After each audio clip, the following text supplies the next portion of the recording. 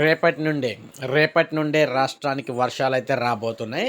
So, Telugu రాష్ట్రాల్లో ఇటు ఆంధ్రప్రదేశ్, అటు తెలంగాణ చూసుకున్నట్లయితే రేపటి నుంచే వర్షాలైతే రాబోతున్నాయన్నమాట. సో, మొత్తం మీద ఈ వర్షాలనేవి మార్చి 20 వరకు కూడా ఉండబోతున్నాయి.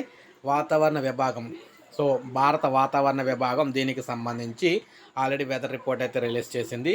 సో, ప్రజలందరూ కూడా ఒక 3 రోజుల నుంచి 4 రోజుల పాటు రేపటి నుంచి వర్షాలైతే రాబోతున్నాయని, ఇందుకు తగ్గట్టుగా సన్నద్ధం అయితే చేసుకోవాలని చెప్పేసి వాతావరణ శాఖ అయితే తెలియజేసిందనమాట. వడగండ్లు కూడా పడే అవకాశాలు అయితే ఉన్నాయని చెప్పడం జరిగింది. కొన్ని ప్రాంతాల్లో వడగండ్ల వర్షాలు కూడా పడతాయని చెప్పేసి చెప్పారనమాట.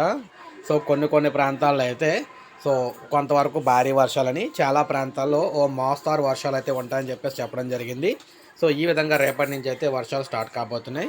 ఇప్పుడే మనకైతే అప్డేట్ వచ్చింది. ఒక లైక్ చేయండి, సబ్స్క్రైబ్ చేసుకోకపోతే మన ఛానల్ సబ్స్క్రైబ్ చేసుకొని ఫాలో అవుతుండండి.